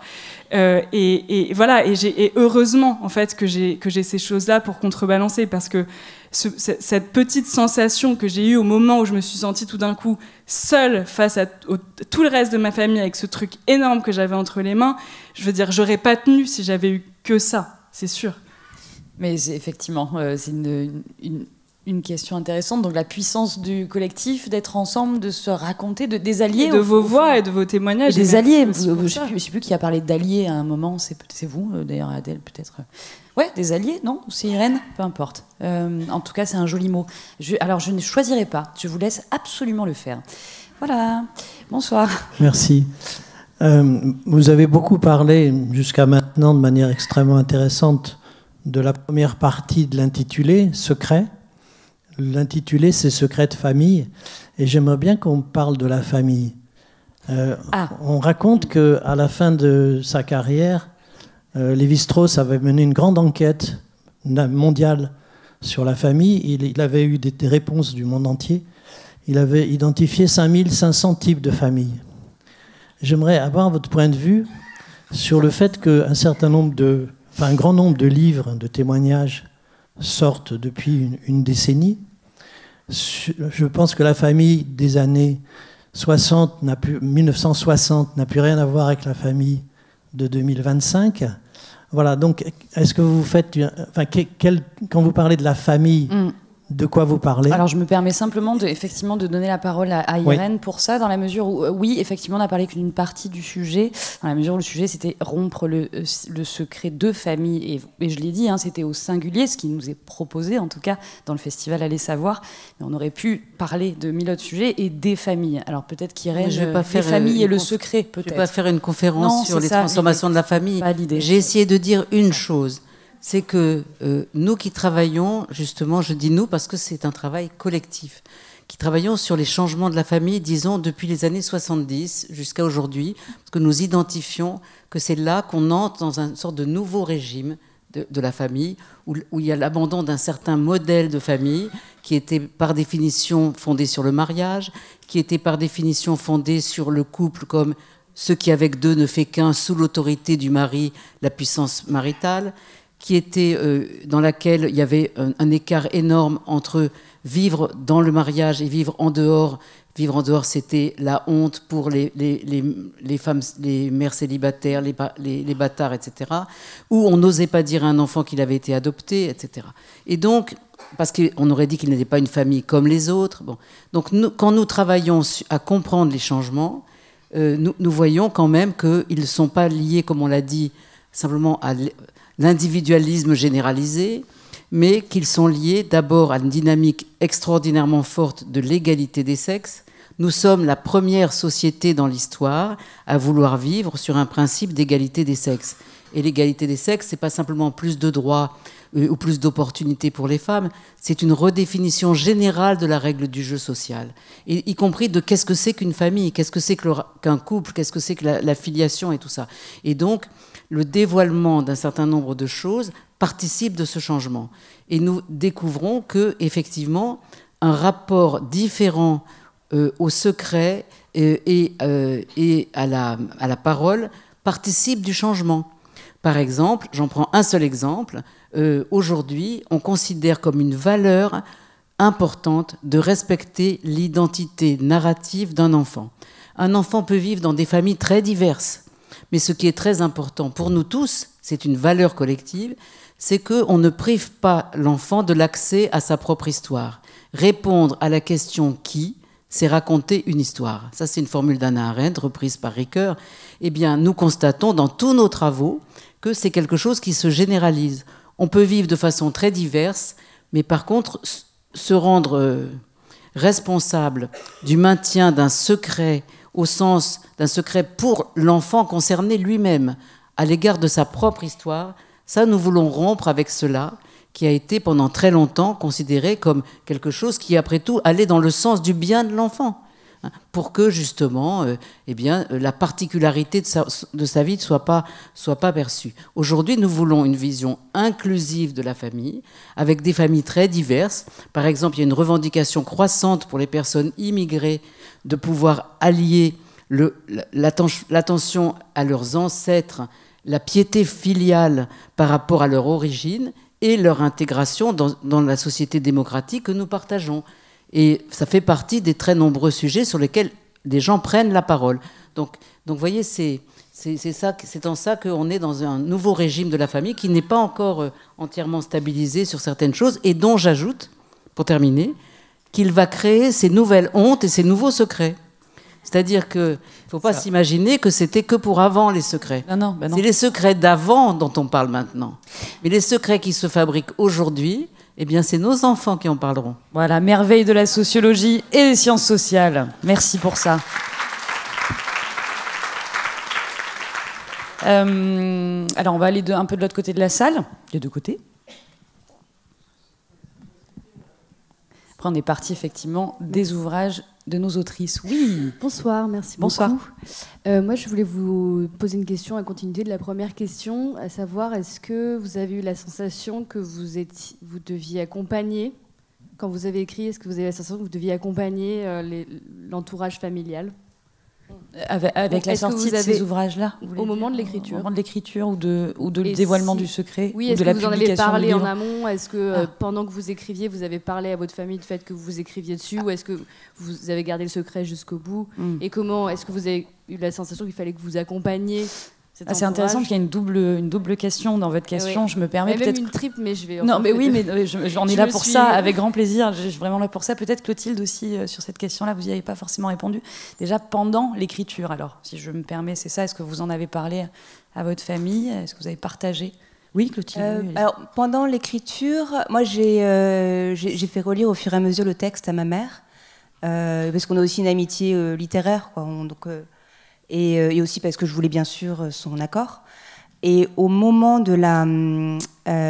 alors après ça, je l'ai envoyé à des éditeurs. Et quand j'ai eu le feu vert donc, de Gallimard, j'en ai parlé en fait, aux personnes de la famille de mon père encore en vie, ses sœurs. J'en ai parlé à mon frère, à ma sœur. Et j'ai demandé à chacun... mon frère et ma sœur un accord tacite en leur proposant de lire le livre, ce qu'ils n'ont pas souhaité faire avant la publication. Et voilà. Vous savez pourquoi Vous savez pourquoi ils n'ont pas voulu avant j'ai l'impression qu'il y a eu quand même une forme de confiance. D'accord. C'est important. On le lira. Ils l'ont lu avant la publication, mais j'aurais donné le livre physique. Voilà, mais c'est à peine 2 semaines avant, quoi. C'était fait. Enfin, c'était plus des amitiés arrêtable. littéraires avec votre maman, alors c'est ça ? Comment ? C'est ça que vous venez de dire. Vous avez des amitiés littéraires avec votre maman, c'est ça ? Oui, donc je l'ai fait lire, mais hyper jolie. Où elle est votre maman ? Elle est là. Non, mais quand même. Mais bon. Et vous, madame ? Okay, non, je l'ai fait lire pour des raisons bien sûr tout à fait éthiques. Pour moi, j'aurais pas pu envisager ne serait-ce que de le publier. Je profite de votre question qui est pertinente et super intéressante pour répondre. Pendant l'écriture, Adèle, vous avez partagé avec votre famille ? Oui, c'est une question d'autant plus pertinente qu'en fait, je pense que toute mon enquête et mon écriture est née comme une entreprise d'accompagnement de la principale personne concernée pour moi, qui est ma grand-mère. Parce que quelque chose que je raconte pas dans le livre, c'est que donc au centre du livre, je tombe à un moment sur une thèse de recherche, par hasard, en faisant des recherches sur la lobotomie, et cette thèse m'apprend un certain nombre de choses, et en particulier les raisons pour lesquelles Elisabeth a été hospitalisée, lobotomisée, et l'implication des hommes de sa famille dans cette décision. En fait, ce document, je l'ai trouvé au tout début de mon enquête. Et j'ai eu un espèce de... Vraiment cette sensation de « mais je ne peux pas montrer ça à ma grand-mère maintenant ». Enfin, l'écart entre ce que je supposais être sa connaissance de l'événement, qui n'est pas forcément la sienne, mais ce que je supposais être et ce que j'avais sous les yeux était tellement abyssal qu'en fait, toute l'enquête est née pour combler ces étapes entre ce que je savais désormais et ce que je croyais savoir avant. Et donc, ma grand-mère, hormis ce document-là, que j'ai attendu peut-être 2 ans, je pense, avant de lui montrer, je l'ai tenue au courant de tout ce qui me rapprochait, en fait, de ce dévoilement-là. Et ce qui fait que, pour elle, en termes d'événements, la lecture du livre n'a pas du tout été une surprise. Et pour les autres membres de la famille, comme les entretiens, je les ai réalisés pour l'immense majorité à partir du suicide de mon grand-oncle, donc à partir de janvier 2023, j'étais déjà assez avancée. Et là, les discussions avaient repris en fait à l'intérieur de la famille. Elisabeth était revenue au premier plan, donc il y avait une forme de préparation. Et là, j'ai décidé de leur dire à chaque fois ce que j'avais trouvé. Alors à des moments différents de l'entretien, mais en tout cas, j'arrivais toujours en leur donnant quelque chose aussi et pas simplement en leur prenant des informations. Merci pour cette question. Du coup, il y aurait un prolongement, mais je vous propose qu'on partage un peu les questions et la parole. Oui. Alors, bonsoir, je suis très, très, très concernée parce que sur plusieurs sujets, j'ai essayé d'en parler quand Adèle Livon a présenté à la librairie Pantagruel, mais j'ai pas pu parler et j'étais assez mal reçue. Bon, mais alors ça c'est fait, bim, une petite pique. Alors du coup, vous avez la parole. Je tiens aux librairies. Je suis obligée de donner que les têtes de chapitre parce que sinon ça prendrait trop de temps. Mais ce qui est très important pour moi, c'est de témoigner de la violence médicale, de la violence politique. Bon, alors je suis bâtarde juive, donc ça fait déjà secret de famille, avec une famille des Vosges, etc. Bon, la guerre, j'ai plus de 70 ans, donc ça c'est le premier sujet. Deuxième sujet, à l'adolescence, il y a eu ma mère est arrivée à se marier, mais évidemment ça marchait pas parce qu'elle s'est mariée en vitesse. Donc, écoutez, je fais plus vite, hein, et ça fait, moi, on m'enlève le micro. J'ai une thèse de neurosciences. J'ai les mathématiques. Bon, alors, je garde le micro pour juste les têtes de chapitre. Donc, j'ai 13-14 ans, non, 12 ans. Enfin, ma mère, quand ils ont divorcé, il y a un deuxième bureau, etc., la politique. Bon, quand ils ont divorcé en 60, ma mère a eu un amant. Bon, et elle le savait. Enfin, bon, elle se montrait à tout le monde. Bon, et elle m'a mis dans leur lit. Bon, donc, et tout le monde le savait, c'est-à-dire que la famille, le voisinage, les politiques, parce que cette personne, son amant, il était du demi-monde et soutenu par oui, mais je vous le fais pas dire, parce que. Alors je vous propose que peut-être. Oui, attendez. Que font les psychiatres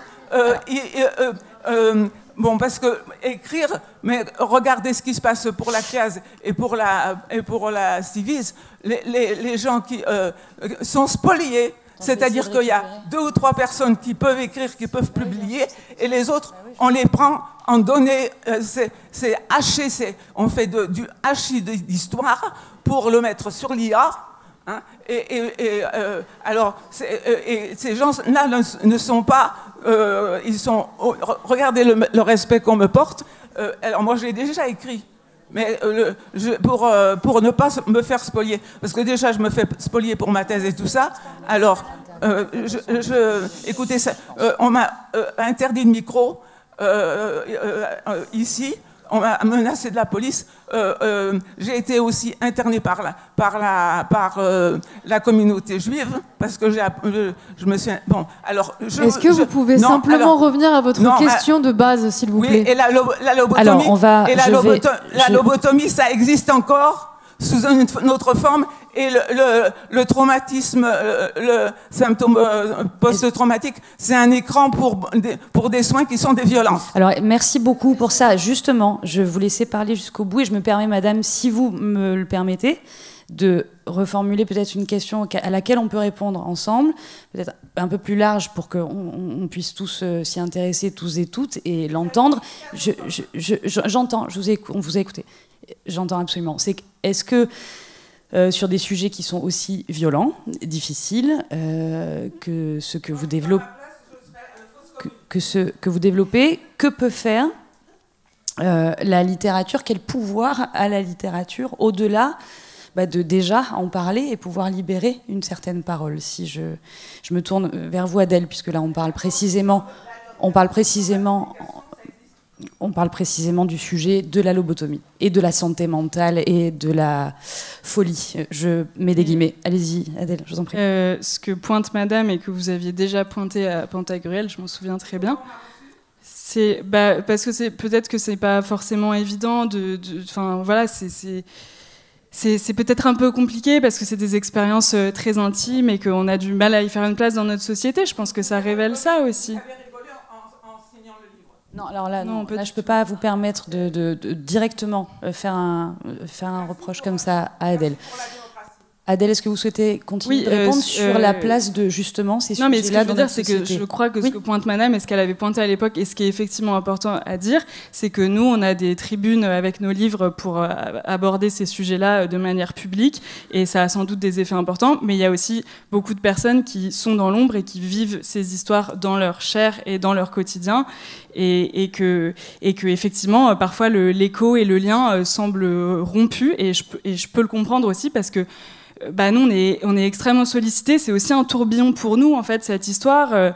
On fait un peu ce qu'on peut aussi avec les histoires individuelles moi, j'ai pas de formation en psychiatrie, en psychologie. Voilà, et je veux dire, c'est donc, mais enfin, en tout cas, si ces espaces-là peuvent servir à raconter ces histoires, je pense que c'est important que ce le soit. Et donc, moi, en tout cas, personnellement, je suis très heureuse que vous puissiez prendre la parole sur ce sujet ce soir. Et qu'on vous la laisse aussi ici à l'Alcazar, absolument. Dans une bibliothèque municipale, bibliothèque de Marseille. Et pour le reste, d'autres instances prendront le relais et doivent prendre le relais sur la question notamment de la santé mentale. Je l'affirme. Alors, j'ai une question là-bas. Alors, je ne sais pas si ça fait partie du sujet. Un petit peu plus proche du micro, s'il vous plaît, merci. Oui, comme ça. Oui, je parfait. pense à tous les secrets, puisque moi, je suis née après la guerre, et je pense à tous les secrets qui ont été distillés pendant la guerre. Des familles qui ont collaboré, pas collaboré, avec tout ce qui a été mis par-dessus. Et la difficulté, moi, je sais que maintenant, petit à petit, je ne saurais jamais. Puisque les gens meurent, et ça, c'est terrible. Et la question des archives, de l'enquête, etc., doit particulièrement vous intéresser aussi. Oui, comme moi qui suis une famille italienne et qui n'ai pas d'archives de l'autre côté des Alpes, pour le coup. Alors, peut-être la question...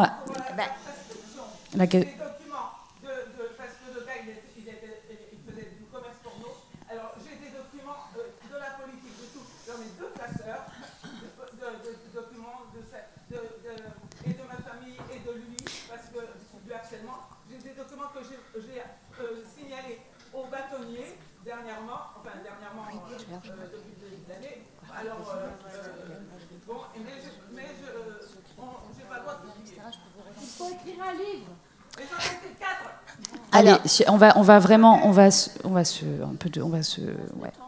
essayer de regagner un peu de calme. Donc, madame, je me permets la question, c'est comment retrouver entre guillemets, la vérité du secret. C'est ça, voilà, l'origine. Et provoquer des réactions chez les quelques personnes qui restent. Merci beaucoup. Irène, peut-être la sociologue. Non, je ne suis pas la mieux placée parce que j'ai pas d'expérience de cela. C'est vous qui avez. Mais les sciences sociales peuvent aider aussi, comme écrire un livre. Enfin, je veux dire, comment quelque chose. Mais pardon, j'ai pas compris. Est-ce que c'est une question d'archives ou une question de comment aborder le sujet avec des individus ? Avec celles et ceux qui. Comment retrouver, comment savoir ? Je sais qu'il y a eu quelque chose. Enquêter, vous voulez dire, sur votre propre famille. Quoi et ce que disait donc sur le livre, on le sait, on sait qu'il y a eu quelque chose, mais on n'arrive pas à savoir quoi. Et le problème, c'est que c'était pendant la guerre et que ça a eu des conséquences probablement dramatiques. Et que certaines archives ont peut-être disparu. Adèle, vous voulez, sur le travail d'enquête, en fait, parce que vous l'avez fait peut-être aussi, ou Clotilde, sur votre travail d'enquête à vous, je ne sais pas. J'ai du mal à répondre précisément en l'absence de données précises, mais bah oui, voilà, j'imagine. Mais en tout cas, la guerre n'est pas forcément un obstacle à la conservation des archives. Moi, j'ai travaillé quasiment exclusivement sur des archives psychiatriques, donc qui sont soit versées dans des archives départementales, soit encore dans les hôpitaux psychiatriques. Les archives départementales contiennent énormément de choses qui sont aussi de l'ordre des matricules, justement des archives militaires, il y a aussi beaucoup de questions. Quand j'étais aux archives, en fait, j'observais pas mal les gens et ce qu'ils venaient demander aux archivistes, beaucoup de questions d'enfants nés sous X, de déportation, bien sûr. Il y a aussi tous les registres de recensement de la population qui permettent de savoir qui était où, à quel moment. Et en fait, c'est aussi un peu un hommage que j'ai cherché à rendre aux archivistes dans le livre. C'est vraiment des boussoles incroyables, ces personnes. C'est-à-dire que vous arrivez avec une question qui n'est pas posée dans les termes de l'archive et de la documentation. Vous arrivez avec une question qui est intime et personnelle. Je cherche ma mère qui a disparu en 1944. Bon. Et lui ou elle va vous donner des espèces de dates butoirs ou de données butoirs auxquelles vous pourrez répondre ou non et qui vont l'aider à cerner votre demande exacte. Et à partir de là, en cherchant soit dans la documentation générale, soit dans la documentation particulière, il va commencer à vous aider à vous frayer un chemin dans cette masse qui est l'histoire au niveau de l'individu, en fait. Voilà, c'est bien. On rend hommage aux archives, aussi aux archivistes, c'est un métier, absolument. Donc allez voir, en fait, aussi, peut-être la réponse c'est ça. Allez voir, allez rencontrer ces gens-là. Oser, parce que la différence de langage n'est vraiment pas un obstacle pour les archivistes qui ont l'habitude de ça. Voilà, effectivement, donc allons voir. Pardon. Je peux raconter juste une toute petite expérience. Pendant le confinement, il y a quelqu'un qui est allé aux archives départementales des Alpes de Haute-Provence. C'est Annette Becker, parce qu'elle voulait travailler sur la dernière grande rafle qu'il y a eu en Provence, qui est la rafle de Reillanne, à côté d'Apt, entre Apt et Forcalquier. 56 juifs dits non dangereux, des femmes, des enfants, des vieillards, des malades, ont été raflés grâce à l'aide de la mafia marseillaise, enfin d'une partie de cette mafia, qui était à la solde de la Gestapo. Et ce que j'ai trouvé extraordinaire par rapport à l'archive, c'est qu'une fois qu'elle a retrouvé beaucoup de choses, donc soigneusement, tous les noms de ceux qui dans ce camp étaient juifs, etc., grâce aux ailes de l'administration française, mais elle a aussi pu interroger des archivistes de l'autre côté de l'Atlantique pour reconstituer le parcours de ces personnes. Et le moment où nous avons tous... Il y a eu une cérémonie du souvenir l'année dernière, en 2024, pardon, et il y a eu un moment où, tout à coup, les personnes ont retrouvé des noms, des histoires. On a appris qu'il y avait un jeune garçon qui avait été très bon à Manosque, en français, latin, grec et tout ça. Et on a tous été saisis de ça. C'est-à-dire, on avait rendu quelque chose de la vie de ces personnes. Et ça, c'est quand même assez incroyable que l'archive puisse permettre ça, oui. Et c'est du coup très émouvant parce que c'est vrai qu'on a un peu parlé d'émotions, de ressentis, de sensations. Mais je vous invite à prolonger la lecture ou à la relire les livres de Clotilde et d'Adèle pour tout ça. Mais voilà, il s'avère que le temps est court et que vous avez beaucoup de questions. Je vous dis aussi, je ne sais pas si vous êtes au courant qu'à partir dans 20 minutes, donc là il y a un moment, il va y avoir une annonce de la fermeture de la bibliothèque. Donc ne vous inquiétez pas, tout va bien se passer, c'est pas grave. Et parce qu'on est là. Et ensuite il y a un temps de dédicace, de rencontre avec nos invités. Alors, je ne sais pas. Si voilà. Oui, madame, je ne choisis pas. Moi, ce n'est pas une question, mais c'est juste un point. Enfin, je ne suis pas sociologue, mais lorsqu'il y a des secrets de famille, c'est souvent des familles dysfonctionnelles. Et celui ou celle qui parle... Enfin, après, je ne suis pas... Non, voilà, c'est personnel. Moi, je l'ai vécu, j'ai brisé un secret. Et il y a aussi la position, après on se retrouve, il faut avoir beaucoup de courage. Et on peut se retrouver dans une position de bouc émissaire, on nous le fait payer. Et bravo pour ce que vous avez fait, je n'ai pas encore lu vos livres. Il faut avoir les épaules solides pour briser le secret. Absolument, et en fait tout vient là aussi de quelle famille on parle, dysfonctionnelle ou pas, le secret, quel type de secret, tout ça, je vous invite j'invite à aller savoir, à refaire une conférence, une table ronde. En tout cas, j'insiste sur le fait que le fait d'avoir des secrets de famille n'est pas lié à une catégorie particulière de famille. C'était un fait social global de valoriser le secret. C'est ce que j'ai essayé de dire depuis le début. Et nous sommes dans une autre période historique où justement nous considérons que ça fait beaucoup plus de mal que de bien. Et nous avons d'autres valeurs que nous mettons en haute. Et peut-être... Voilà, mais ça ne veut pas dire que le secret ne fasse pas dysfonctionner la famille. Ça, c'est encore autre chose.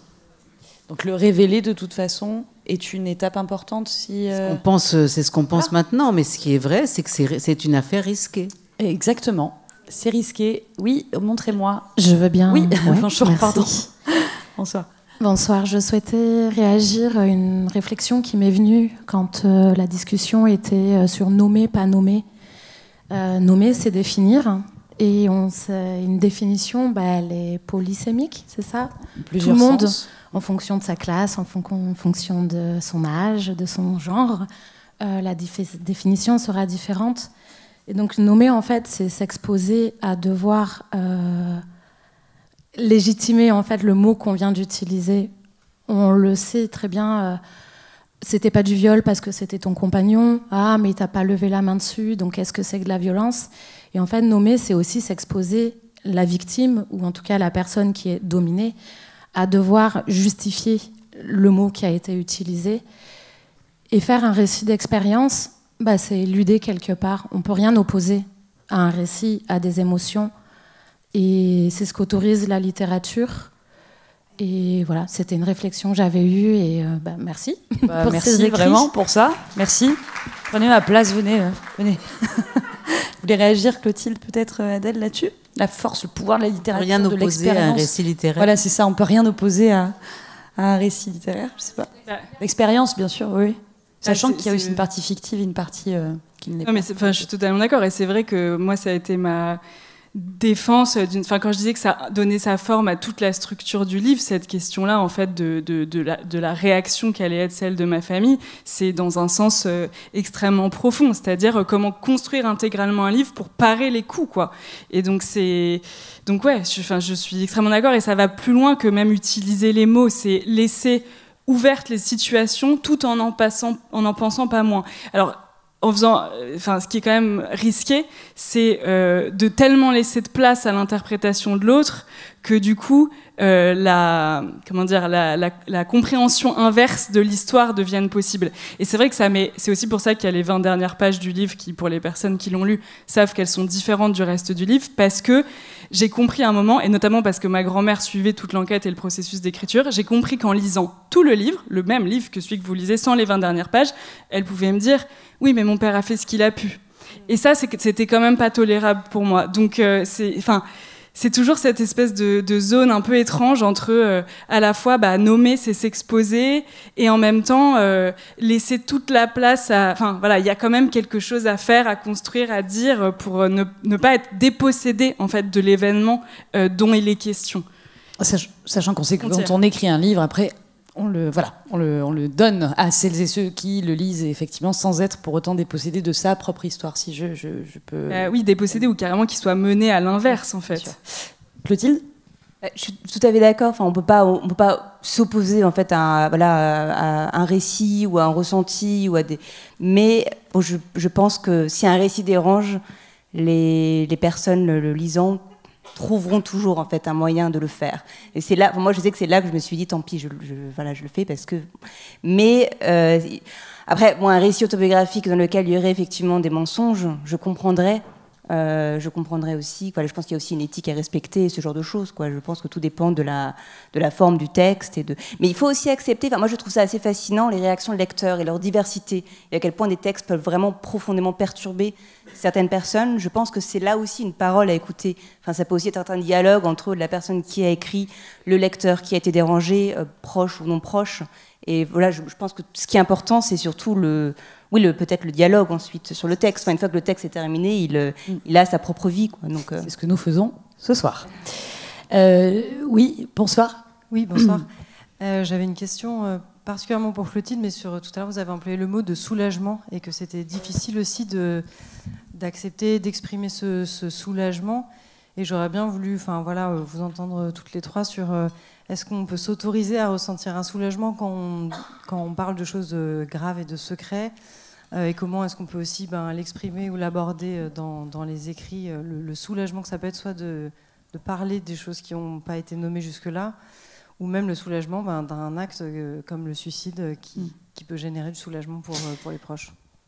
Clotilde, on en parlait justement avant la Oui, justement, c'était vraiment... Alors, là, je me suis vraiment basée sur ma propre expérience, qui est qu'après le suicide de mon père, j'ai ressenti une forme de soulagement. Et j'ai ressenti une culpabilité énorme du fait de ressentir ce soulagement. Et ça, c'est quelque chose que j'ai jamais cherché à l'expliquer à quelqu'un parce que je ne voyais pas comment le faire. Je ne voyais pas comment, avec mon langage, avec les catégories de la psychologie, j'allais réussir à exprimer ça. Et c'est vraiment avec la forme littéraire où le mot soulagement doit apparaître une fois dans le texte, mais c'était vraiment en fait mettre dans les situations où on ressent ce soulagement. Il y a notamment je ne vais pas rentrer dans le détail du texte, mais il y a des scènes très précises où la narratrice ressent ce soulagement et ça passe par des sensations, par son entourage, par des petits détails. Pas vraiment un exemple justement, moi je pense. Alors il y a un exemple, c'est le lendemain un peu après le décès, la première fois qu'elle se retrouve à dîner chez elle. Elle est habituée à devoir attendre son père. La famille devait attendre le père avant de se mettre à table et de commencer à manger. On attendait le père, c'était pesant. Et le moment où elle réalise qu'en fait son père n'aura plus jamais besoin de l'attendre, moi j'avais senti ce soulagement, elle a senti un soulagement immense. Et ça, j'ai réussi à l'exprimer à travers ce texte littéraire. Je ne trouvais pas d'autres moyens de l'exprimer et Je trouve ça quand même, ça reste un discours difficile à tenir. J'aurais du mal à dire à une personne qui a connu un suicide que j'ai ressenti un soulagement suite à ce suicide. J'aurais peur d'être, je sais pas, de dire quelque chose d'insultant ou de minimiser l'expérience de la personne. Enfin, c'est difficile parce qu'on se dit toujours que nos expériences se reflètent, mais c'est pas forcément vrai. Et donc, ouais, c'était davantage le soulagement à l'époque, plus que le soulagement lié à l'écriture aujourd'hui. Et d'ailleurs, vous le dites, et vous dites elle, comme si vous parliez de quelqu'un d'autre, et c'est aussi la force d'un personnage qu'on crée, c'est vous, mais pas tout à fait vous, pas complètement vous dans ce livre-là. Et ça aussi, c'est la force de la littérature, de pouvoir se faire aider par un personnage aussi concret. Adèle, est-ce que vous vouliez rajouter quelque chose sur la question qui peut... Pas forcément, parce que je pense que le livre de Clotilde est vraiment... cette complexité-là est magnifique dans son livre, et elle se pose pas du tout de la même manière dans le mien. Donc, absolument. Non. Pourquoi vous l'avez appelé Nos insomnies et pas Mes insomnies ou Mon insomnie alors les insomnies, je me demande s'il n'était pas déjà pris. En tout cas, moi, j'ai tenu à Nos insomnies parce que je trouvais que ça commençait déjà à impliquer... déjà, c'était le mystère sur c'est qui ce nous. Ouais. Ça peut tout être, quoi. Donc le lecteur peut y projeter beaucoup de choses. Et c'était on est déjà pris dans le relationnel. Voilà, c'est parfait. Merci pour ça. Alors, il y a une question ici, une question là. Après, il y en a une là. Bonsoir. Oui, bonsoir. Il nous reste 10 minutes. C'est ça ? Non, je voulais juste 5 minutes. Rajouter une petite chose. La dame a parlé du travail d'archives que vous avez mené. Et bon, moi, j'ai retenu de votre livre que ce travail d'archives était indispensable, mais n'a pas été... vous avez mis en évidence que c'est aussi la parole qui permet d'avoir la vérité, parce que le travail d'archives vous a donné des pièces précises, mais c'est vraiment la parole qui a libéré vraiment la vérité quand on cherche la vérité sur l'histoire de votre arrière-grand-mère.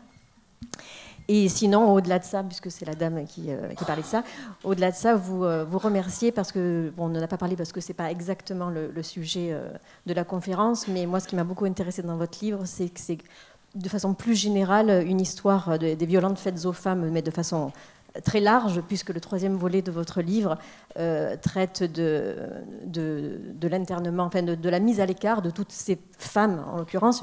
D'ailleurs, vous avez dit qu'il y a beaucoup de lectrices, surtout, qui ont réagi, mais ce n'était pas pour rien, de ces personnes qui, parce qu'elles avaient peut-être tout simplement un tempérament affirmé et libre, et qui dérangeaient socialement dans la famille et plus largement Irène Théry l'a évoqué, qu'on a voulu mettre de côté parce que elle dérangeait, tout simplement. Et bon, c'est bien que...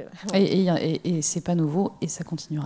Effectivement. Adèle, un petit mot peut-être la deuxième remarque est liée à la question, en fait. C'est-à-dire qu'un endroit exact, typique, où on voit la manière dont se trame en fait, la violence patriarcale et la violence envers les femmes, c'est par exemple les archives.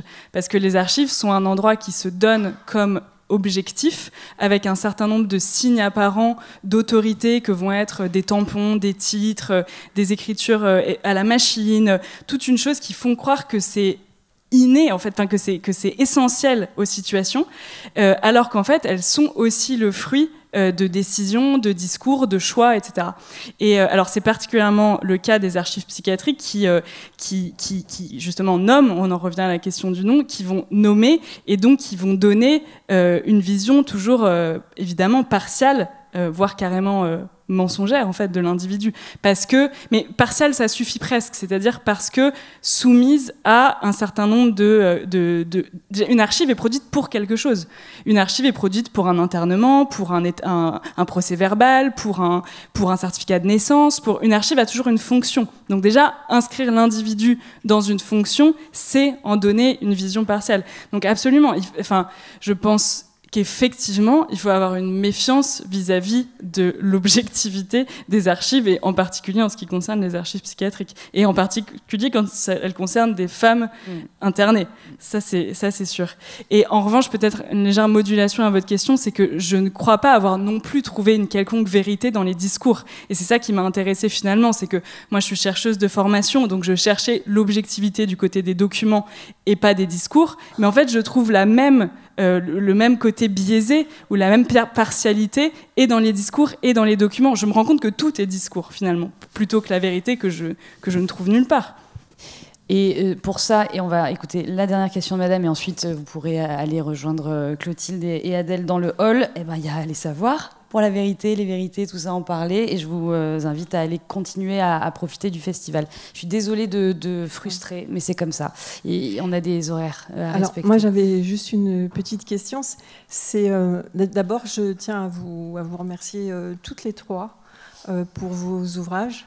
Alors Irène Thierry, que j'ai étudié depuis déjà un moment, et puis vous deux, j'ai eu vraiment beaucoup de plaisir à vous lire toutes les deux.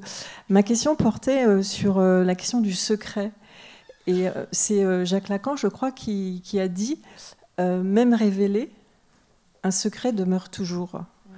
Et j'aurais aimé savoir, chacune d'entre vous, si on a le temps, ce que vous pensez de cette réflexion, parce que c'est une réflexion moi, que je connais depuis plusieurs années, depuis longtemps, mais qui demeure en moi et qui a vraiment émergé lors de la lecture du livre d'Adèle. Même révélé ?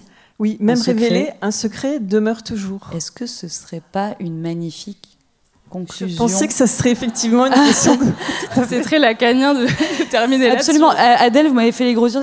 Vite, il faut qu'on ait du temps. Non ou pas? Alors, alors la conclusion, allez-y, mesdames, chacune votre tour. Effectivement, j'ai pas de divan, mais sinon, ça aurait été marrant. Ouais. Allongez-vous. On en reparle plus tard, la prochaine séance.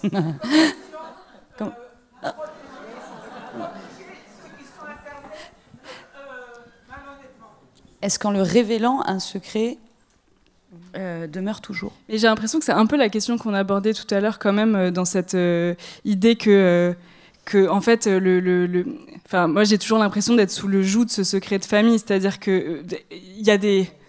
C'est comme s'il y avait des degrés, mais enfin, je ne sais pas très bien par quel bout le prendre, et j'avoue que j'aimerais avoir une semaine pour y réfléchir. On parlait du poids, d'ailleurs, le poids du secret de famille. C'est-à-dire, à la fois, il demeure... Enfin, là, ce que j'entends, c'est il demeure parce que des personnes qui se sont construites avec ce secret-là, en fait, ne changeront jamais leur perception de la situation. Ça, c'est une évidence. Et je peux observer à l'œil nu le cerveau de ma grand-mère se reparamétrer après la lecture du livre de la même manière qu'il était avant, mais en l'intégrant totalement. Il n'y a pas de rejet, il n'y a pas de rejet de greffe. Elle prend la greffe et puis elle se recompose pour que son récit soit le même. Donc, dans cette mesure-là, enfin, dans cette définition-là, je suis amplement d'accord, et je pense que ça va plus loin aussi dans ce qu'on disait tout à l'heure sur le fait que, en fait, on l'ouvre un petit peu, mais il continue toujours à informer la famille, sa structure et la manière dont elle est construite, un degré à côté ou un degré plus loin quelque part. Clotilde, sur cette question-là, j'utilise effectivement la conclusion. En fait, je pense que à partir du moment où un sujet, voilà, le secret, même s'il est dévoilé, on sent d'une façon ou d'une autre, une façon différente peut-être, qu'on n'est toujours pas censé en parler. La structure psychique du secret demeure, en fait. Il y a toujours cette autorité. Enfin, l'aspect autoritaire du secret est toujours là et se réinvente et peut passer par voilà, d'autres réflexes. Après, moi, à l'inverse, quand j'ai lu l'intitulé de la conférence et que j'ai vu secret, je me suis demandé, mais moi, je reviendrais plutôt au sens vraiment premier du secret, qui est qu'à partir du moment où on dévoile quelque chose, et même quand on se le dévoile, on se le formule à soi-même, c'est déjà plus un secret. Mais bon, c'est toute la beauté du terme et toute sa polysémie. Irène? Non, moi, je voudrais insister sur un point en sociologue, c'est que, évidemment, chaque fois, il s'agit d'histoires intimes, extrêmement personnelles, uniques, et en même temps, nous vivons collectivement un moment dans lequel on ne dit pas moi. Souvent, d'ailleurs, il y a des gens un peu désagréables qui disent « Oh, tous ces romans, on parle de soi ». Non, il s'agit de dire « moi aussi ». Moi, je trouve que ça, c'est très important. En tout cas, pour moi, c'est très important. Ça veut dire que je ne me précipite pas avec mon gros ego pour parler de moi, mais pour participer à un nouveau récit collectif sur ce que nous vivons tous, sur ce qu'est notre vivre ensemble, notre société, etc. Et de ce point de vue-là, je trouve que parler de quelque chose dont on n'a jamais parlé, ça permet de désadhérer de la situation traumatique dans laquelle on était pris quand on n'y était pas, quand on ne parlait pas. Désadhérer, c'est ça l'idée, C'est-à-dire, au moins, quand on dit la honte change de camp, c'est-à-dire la honte, c'était l'adhérence qu'une situation vous avait imposée et dont vous n'arriviez pas à sortir, dont vous vous sentiez coupable, etc. Et donc je trouve que là, il se passe quand même des choses très très importantes et qui ont à voir évidemment avec l'émancipation des femmes. Adèle Lyon, bien sûr que si, on est en train de le créer ensemble. Clotilde, Adèle, Irène, merci beaucoup.